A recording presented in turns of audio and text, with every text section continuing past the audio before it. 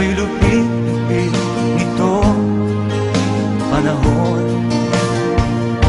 Huwag kang mawawalan ng pag-asa,